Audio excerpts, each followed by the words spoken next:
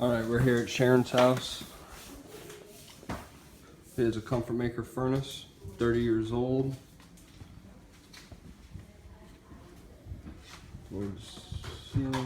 There's a wall behind me. I'm trying to give you guys the best view.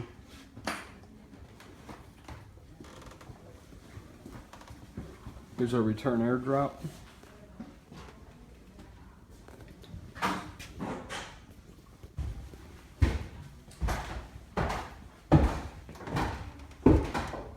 It's our old humidifier. We're going to take that out. We need to extend this. As you can see, she's had quite a bit of water issues. She just moved into this house, even over here on that 1/2 inch line.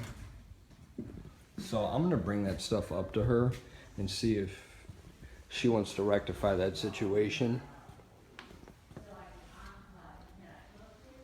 These are copper lines.